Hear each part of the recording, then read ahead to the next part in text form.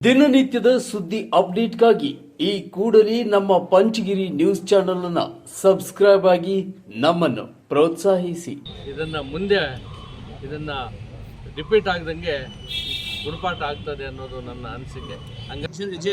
ಉಲ್ಲಂಘನೆ ಮಾಡಿದಂತಹವರಿಗೆ ಸದಸ್ಯತ್ವ ಅನರ್ಹಗೊಳಿಸುವಂತಹದ್ದು ಶಿಕ್ಷೆ 100% ಆಗುತ್ತೆ ಅಂತ ಹೇಳ್ತಾ ಇದ್ದಾರೆ. ಪಕ್ಷ ವಿರೋಧ ಚಟುವಟಿಕೆಯಲ್ಲಿ ಏನು ತೊಡ್ಕೊಂಡಿದ್ರು ಮಹತ್ತರವಾದಂತಹ ತೀರ್ಪನ್ನು ಕೊಟ್ಟಿದೆ. ಈ ತೀರ್ಪು ಮುಂದೆ ಬರುವಂತಹ ಪಕ್ಷಾಂತರ ಏನ್ ಮಾಡ್ತಾರೆ ಅಂತಹವರಿಗೆ, ಕುದುರೆ ವ್ಯಾಪಾರ ಮಾಡುವಂತಹವರಿಗೆ ಒಂದು ಪಕ್ಷದಿಂದ ಚಿಕ್ಕಬಳ್ಳಾಪುರ ನಗರಸಭೆ ಅಧ್ಯಕ್ಷ ಉಪಾಧ್ಯಕ್ಷ ಸ್ಥಾನಕ್ಕೆ ಎರಡನೇ ಅವಧಿಯ ಚುನಾವಣೆಯಲ್ಲಿ ಕಾಂಗ್ರೆಸ್ ಪಕ್ಷದಿಂದ ಆಯ್ಕೆಯಾಗಿದ್ದ 6 ಮಂದಿ ನಗರಸಭಾ ಸದಸ್ಯರು ರತ್ನಮ್ಮ, ಸ್ವಾತಿ, ಸತೀಶ್, ಅಂಬಿಕಾ, ನೇತ್ರಾವತಿ, ನಿರ್ಮಲಾ ಪ್ರಭು ಕಾಂಗ್ರೆಸ್ ಪಕ್ಷದ ಅಭ್ಯರ್ಥಿಗಳ ವಿರುದ್ಧ ಮತ ಚಲಾಯಿಸಿ ಪಕ್ಷದ ವಿಪ್ ಉಲ್ಲಂಘಿಸಿದ್ದು, ಈ ಸಂಬಂಧಪಟ್ಟಾಗೆ ಜಿಲ್ಲಾಧಿಕಾರಿ ನ್ಯಾಯಾಲಯದಲ್ಲಿ 6 ಮಂದಿ ನಗರಸಭಾ ಸದಸ್ಯರ ವಿರುದ್ಧ ಮೊಕದ್ದಮೆ ಹೂಡಲಾಗಿತ್ತು.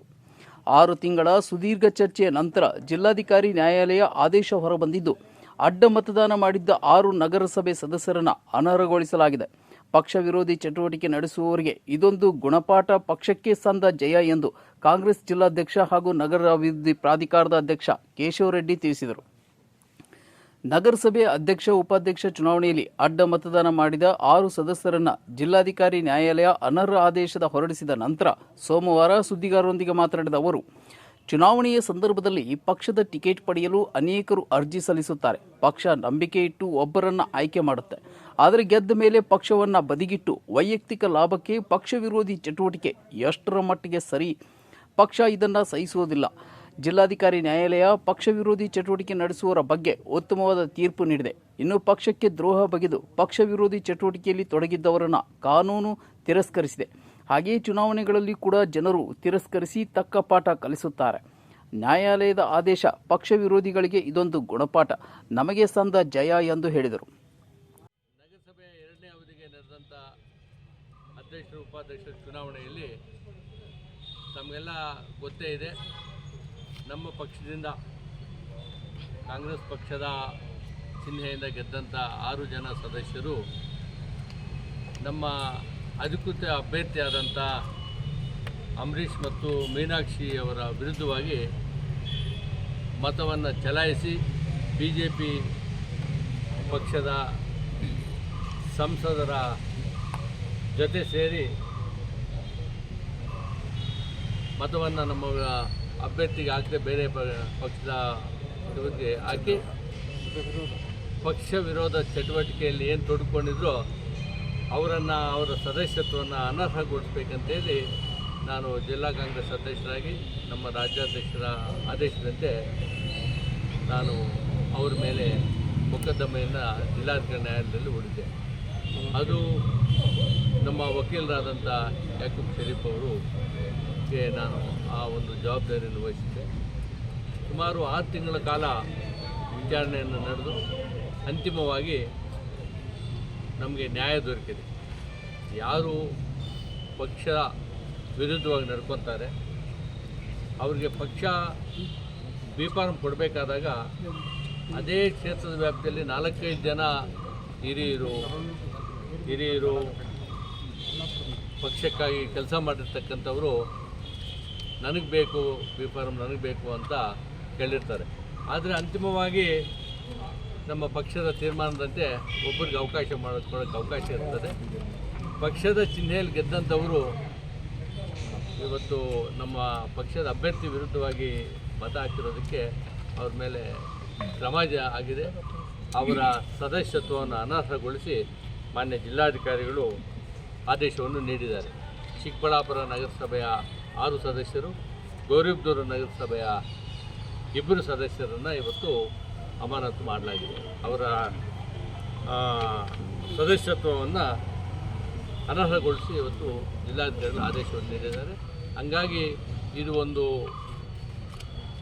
ಎಲ್ಲ ಪಕ್ಷದ ಚುನಾಯಿತ ಜನತೆಗೆ ಒಂದು ಗುಣಪಾಠ ಇದೆ. ಏಕೆಂದರೆ ಅವರು ಪಕ್ಷದಿಂದ ಅಭ್ಯರ್ಥಿ ಅಂತಂದಮೇಲೆ ಅವರಿಗೆ ಪಕ್ಷದ ಮುಖಂಡರು, ಪಕ್ಷದ ಕಾರ್ಯಕರ್ತರು, ಪಕ್ಷಕ್ಕೆ ಕೆಲಸ ಮಾಡ್ತಿರ್ತಕ್ಕಂಥವ್ರು ಎಷ್ಟೋ ಜನ ಅವರಿಗೆ ಮತವನ್ನು ಕೊಟ್ಟಿರ್ತಾರೆ. ಅವ್ರನ್ನೆಲ್ಲ ಮರೆತು ಪಕ್ಷಕ್ಕೆ ಮತ್ತು ಅವ್ರು ಮತ ಹಾಕಿದವ್ರಿಗೆ ದ್ರೋಹ ಮಾಡಿರ್ತಕ್ಕಂಥವ್ರಿಗೆ ಇವತ್ತು ತಕ್ಕ ಸಾಕ್ಷಿ ಆಗಿದೆ. ಮುಂದೆ ಇದನ್ನು ರಿಪೀಟ್ ಆಗದಂಗೆ ಗುಣಪಾಠ ಆಗ್ತದೆ ಅನ್ನೋದು ನನ್ನ ಅನಿಸಿಕೆ. ಹಂಗಾಗಿ ನಾನು ಆ ಮೊಕದ್ದಮೆ ಹೂಡೋ ಸಮಯದಲ್ಲೂ ಸಹ ಎಲ್ಲ ಮುಖಂಡರು ನಮ್ಮ ಪಕ್ಷದ ಅಧ್ಯಕ್ಷರಾದಿಯಾಗಿ ಅವರನ್ನು ಚರ್ಚೆ ಮಾಡಿ ನಾನು ಅವ್ರ ಮೇಲೆ ಕೇಸನ್ನು ಹಾಕಿದ್ದೆ. ಇವತ್ತು ನಮ್ಗೆ ಜಯ ಸಿಕ್ಕಿದೆ. ಯಾರೇ ಪಕ್ಷದ ವಿರುದ್ಧವಾಗಿ ನಡ್ಕೊಂಡ್ರೆ ಅವರಿಗೆ ತಕ್ಕ ಸಾಕ್ಷಿ ಪಾಠ ಆಗ್ತದೆ ಅನ್ನೋದನ್ನು ಈ ಒಂದು ಆದೇಶದ ಮುಖಾಂತರ ಗೊತ್ತಾಗ್ತದೆ ಅನ್ನೋ ವಿಚಾರವನ್ನು ತಮ್ಮ ಮುಂದೆ ಹೇಳಲಿಕ್ಕೆ ಅಂತ ನಾನು ಬಯಸ್ತೇನೆ. ಇನ್ನು ಜಿಲ್ಲಾಧಿಕಾರಿ ನ್ಯಾಯಾಲಯದಲ್ಲಿ ಕಾಂಗ್ರೆಸ್ ದಾಖಲಿಸಿದ್ದ ಮೊಕದ್ದಮೆ ಪರ ವಾದ ಮಂಡಿಸಿದ ವಕೀಲ ಯಾಕೂಬ್ ಶರೀಫ್ ಮಾತನಾಡಿ, ನಗರಸಭೆ ಅಧ್ಯಕ್ಷ ಉಪಾಧ್ಯಕ್ಷ ಚುನಾವಣೆಯಲ್ಲಿ ಪಕ್ಷ ವಿರೋಧಿ ಚಟುವಟಿಕೆಯಲ್ಲಿ ತೊಡಗಿದ್ದವರ ವಿರುದ್ಧ ಕಾಂಗ್ರೆಸ್ ಜಿಲ್ಲಾಧ್ಯಕ್ಷ ಕೇಶವ ರೆಡ್ಡಿ ಹಾಗೂ ನಗರಸಭೆ ಅಧ್ಯಕ್ಷ ಆಕಾಂಕ್ಷಿ ಅಂಬರೀಶ್ ಮೊಕದ್ದಮೆ ದಾಖಲು ಮಾಡಿದ್ದು, ಮೊಕದ್ದಮೆಯನ್ನು ಜಿಲ್ಲಾಧಿಕಾರಿ ನ್ಯಾಯಾಲಯ ಕೂಲಂಕುಷವಾಗಿ ಪರಿಶೀಲಿಸಿ ಮಹತ್ವದ ತೀರ್ಪು ನೀಡಿದೆ. ಈ ತೀರ್ಪು ಪಕ್ಷಾಂತರ ಮಾಡುವವರಿಗೆ ಉತ್ತಮವಾದ ಸಂದೇಶ ನೀಡಿದೆ.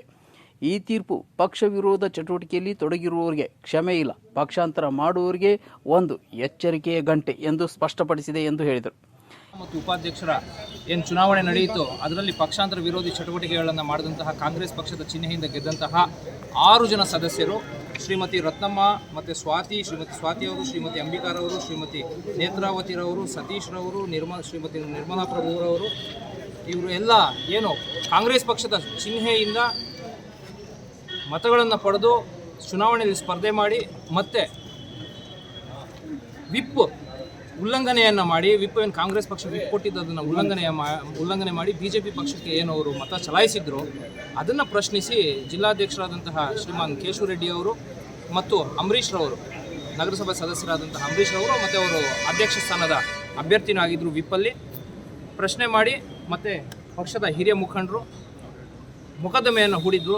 ಅದು ಜವಾಬ್ದಾರಿ ನನಗೆ ಕೊಟ್ಟಿದ್ದರು. ಆ ಜವಾಬ್ದಾರಿಯನ್ನು ನಾವು ನ್ಯಾಯಾಲಯದಲ್ಲಿ ಸಂಪೂರ್ಣವಾಗಿ ನಿರ್ವಹಣೆ ಮಾಡಿದಂತಹ ಸಂದರ್ಭದಲ್ಲಿ ಕೂಲಂಕುಷವಾಗಿ ಪರಿಶೀಲನೆ ಮಾಡಿದಂತಹ ಘನ ಜಿಲ್ಲಾಧಿಕಾರಿಗಳ ನ್ಯಾಯಾಲಯ ಚುನಾವಣಾ ಟ್ರಿಬ್ಯುನಲ್ ಬಹಳ ಮಹತ್ತರವಾದಂತಹ ತೀರ್ಪನ್ನು ಕೊಟ್ಟಿದೆ. ಈ ತೀರ್ಪು ಮುಂದೆ ಬರುವಂತಹ ಪಕ್ಷಾಂತರ ಏನು ಮಾಡ್ತಾರೆ ಅಂತಹವರಿಗೆ, ಕುದುರೆ ವ್ಯಾಪಾರ ಮಾಡುವಂತಹವ್ರಿಗೆ, ಒಂದು ಪಕ್ಷದಿಂದ ಯಾವುದೇ ಪಕ್ಷ ಆಗಿರಬಹುದು, ಯಾವುದೇ ರಾಜಕೀಯ ಪಕ್ಷ, ಪ್ರಾದೇಶಿಕ ಪಕ್ಷ ಆಗಿರ್ಬೋದು, ರಾಷ್ಟ್ರೀಯ ಪಕ್ಷ ಆಗಿರ್ಬೋದು, ಆ ಪಕ್ಷದಿಂದ ಗೆದ್ದು ಜನರಲ್ಲಿ ಮತ ಪಡೆದು ಏನಾದರೂ ಪಕ್ಷಾಂತರ ಮಾಡದಂತಹ ಸಂದರ್ಭದಲ್ಲಿ ಇನ್ನು ಮುಂದೆ ಅವರಿಗೆ ಕ್ಷಮೆ ಇಲ್ಲ, ಶಾಶ್ವತವಾಗಿ ಅವರು ಸದಸ್ಯತ್ವವನ್ನು ಕಳ್ಕೋಬೇಕಾಗುತ್ತೆ ಮತ್ತು ಜನಮಾನಸದಲ್ಲಿ ಸಹ ಅವರ ಹೆಸರು ಅಳಿಸಿ ಹೋಗುತ್ತೆ ಅನ್ನುವಂತಹ ಒಂದು ಮಹತ್ತರವಾದಂತಹ ಚಾರಿತ್ರಿಕ ತೀರ್ಪನ್ನು ಕೊಟ್ಟಿದೆ. ಈ ಚಾರಿತ್ರಿಕ ತೀರ್ಪನ್ನು ತಮ್ಮ ಮುಂದೆ ನಾನು ಹೇಳೋದಕ್ಕೆ ಇಷ್ಟಪಡ್ತೀನಿ. ಇದರಲ್ಲಿ ಎಂತಹ ಮಹತ್ತರವಾದಂತಹ ಉಲ್ಲೇಖಗಳು ಮಾಡಿ ಜಯತೆ ಅಂತ ಹೇಳಿದ್ರೆ ಸಾಲೋದಿಲ್ಲ. ಸತ್ಯಕ್ಕೆ ಸಂದಂತಹ ಜಯ ಅಂತಲೇ ಹೇಳ್ಬೋದು. ಇದು ಒಂದು ಚರಿತ್ರೆ ನಿರ್ಮಾಣ ಆಗಿದೆ. ರಾಜಕೀಯ ಮತ್ತು ಪ್ರಜಾಪ್ರಭುತ್ವದ ವ್ಯವಸ್ಥೆಯನ್ನು ಕಾಪಾಡುವುದಕ್ಕೆ, ರಾಜಕೀಯ ಶುದ್ಧೀಕರಣಕ್ಕೆ ಇದು ಒಂದು ಚಾರಿತ್ರಿಕ ತೀರ್ಪಾಗಿದೆ ಅಂತ ಹೇಳೋದಕ್ಕೆ ತಮ್ಮಲ್ಲಿ ಇಷ್ಟಪಡ್ತೀನಿ. ಇದರಲ್ಲಿ ಘನ ನ್ಯಾಯಾಲಯ ಹೇಳಿದೆ, ignorance of law is no excuse ಅಂತ ಹೇಳುತ್ತೆ. ನಾನು ಸಾರ್ವಜನಿಕರ ಜೀವನದಲ್ಲಿ ಬಂದು ಒಂದು ಅಭ್ಯರ್ಥಿಯಾಗಿ ರಾಜಕೀಯ ಮಾಡ್ತಾ ಇರುವಂಥ ಸಂದರ್ಭದಲ್ಲಿ ಸ್ವಾಮಿ ನನಗೇನು ಗೊತ್ತಿಲ್ಲ, ಈ ದೇಶದ ಕಾನೂನೇ ಗೊತ್ತಿಲ್ಲ ಅಂದರೆ ನಿನಗೆ ಕ್ಷಮೆ ಇಲ್ಲ, ignorance of law is no excuse ಅಂತ ಹೇಳುತ್ತೆ. ಮತ್ತು ಇನ್ನು ಮುಂದುವರೆದು ರವಿ ಎಸ್ ನಾಯಕ್ ಜಡ್ಜ್ಮೆಂಟ್ ಅನ್ನೋ ಒಂದು ಜಡ್ಜ್ಮೆಂಟನ್ನು ಇಲ್ಲಿ ಕೋಟ್ ಮಾಡ್ತಾ ಸುಪ್ರೀಂ ಕೋರ್ಟ್ ಸರ್ವೋಚ್ಚ ನ್ಯಾಯಾಲಯದ ಒಂದು ತೀರ್ಪನ್ನು ಕೋಟ್ ಮಾಡ್ತಾ ಘನ DC ಅವರು ತುಂಬ ಚೆನ್ನಾಗಿ ಸ್ಪಷ್ಟವಾಗಿ ಹೇಳಿದ್ದಾರೆ, ಯಾರು ವಿಪ್ ಕೊಡದೇ ಹೋಗಲಿ, ಇದು ತುಂಬ ಇಂಪಾರ್ಟೆಂಟ್ ಅಂಶ ಅಥವಾ ದಯವಿಟ್ಟು ಇದನ್ನು ಸಾರ್ವಜನಿಕವಾಗಿ ತಲುಪಿಸಬೇಕು. ಒಬ್ಬ ಪಕ್ಷದಿಂದ ಗೆದ್ದಂತಹವರು ಆ ಪಕ್ಷದ ವಿಪ್ ಕೊಳ್ಳಿ, ಆ ಪಕ್ಷ ಅವರಿಗೆ ವಿಪ್ ಕೊಡದೇ ಹೋಗಲಿ, ಆ ಪಕ್ಷಕ್ಕೆ ಅವರು ಲಾಯಲ್ ಆಗಿರಬೇಕು, ಆ ಪಕ್ಷಕ್ಕೆ ಬದ್ಧರಾಗಿರಬೇಕು, ಆ ಪಕ್ಷಕ್ಕೆ ಪ್ರಾಮಾಣಿಕವಾಗಿ ಕೆಲಸ ಮಾಡಬೇಕು, ಆ ಪಕ್ಷದ ಹಿತಾಸಕ್ತಿಯನ್ನು ಕಾಪಾಡುವಂತಹ ಕೆಲಸ ಮಾಡಬೇಕು. ಆ ಪಕ್ಷದ ಹಿತಾಸಕ್ತಿಯ ವಿರುದ್ಧ ಏನಾದರೂ ಅವ್ರು ಕೆಲಸ ಮಾಡಿದಾರಂದರೆ ಅವ್ರಿಗೆ ವಿಪ್ ಕೊಡದೇ ಇದ್ರೂ ಸಹ ಪಕ್ಷಾಂತರ ನಿಷೇಧ ಕಾಯ್ದೆಯ ಅಡಿಯಲ್ಲಿ ರವಿ ಎಸ್ ನಾಯಕ್ ಜಡ್ಜ್ಮೆಂಟಲ್ಲಿರುವಂತಹದ್ದು ಪವಿತ್ರ ಜಡ್ಜ್ಮೆಂಟಲ್ಲಿ ಅದನ್ನು ಸಿಂಗಲ್ ಬೆಂಚಲ್ಲಿ ಅಪ್ಹೆಲ್ಡ್ ಮಾಡಿದ್ದಾರೆ.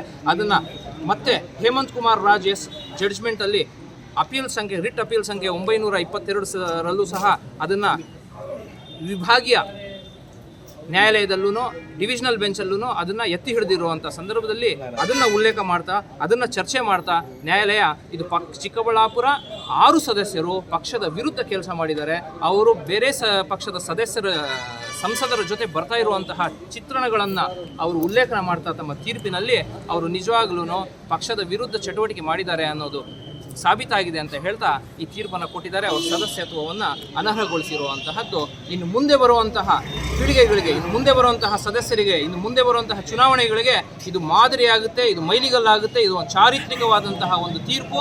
ಈ ತೀರ್ಪನ್ನು ನಾವು ಸಾರ್ವಜನಿಕರವರೆಗೂ ತಲುಪಿಸಬೇಕು. ಈ ತೀರ್ಪಿನ ಮುಖಾಂತರ ಎಚ್ಚರಿಕೆ ಗಂಟೆಯನ್ನು ಕೊಟ್ಟಿದ್ದಾರೆ ಇವತ್ತು ಜಿಲ್ಲಾಧಿಕಾರಿಗಳ ನ್ಯಾಯಾಲಯದಿಂದ. ಈ ಕಾನೂನು, ದೇಶದ ಕಾನೂನು ಉಲ್ಲಂಘನೆ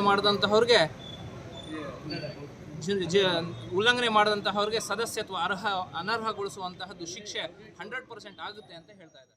ಈ ಸಂದರ್ಭದಲ್ಲಿ ಗ್ಯಾರಂಟಿ ಪ್ರಾಧಿಕಾರದ ಜಿಲ್ಲಾಧ್ಯಕ್ಷ N Ramesh, N Nandi, Anjinappa, V Suresh, Patrenahalli Krishna, Kisan Congress Krishnappa, ನಗರಸಭೆ ಸದಸ್ಯರಾದ ರಫೀಕ್, ಅಂಬರೀಶ್, ನರಸಿಂಹಮೂರ್ತಿ, ಅಫ್ಜಲ್, ಮುಖಂಡರಾದ ಲಕ್ಷ್ಮಣ್, ಸುಧಾ, ವೆಂಕಟೇಶ್, ಯಲುವಳ್ಳಿ ಜನಾರ್ದನ್, ಪೆದ್ದಣ್ಣ, ಮಂಗಳಪ್ರಕಾಶ್, ಅಣ್ಣಮ್ಮ, ನಾರಾಯಣಮ್ಮ, ಹಮೀಂ, ಶಾಹಿದ್, ಅಬ್ಬಾಸ್, ಉಮೇಶ್, ಜಿ ಡ್ಯಾನ್ಸ್, ಶ್ರೀನಿವಾಸ್, ಎಚ್ಎಂ ಹರೀಶ್ ಸೇರಿದಂತೆ ಮುಂತಾದವರು ಉಪಸ್ಥಿತರಿದ್ದರು.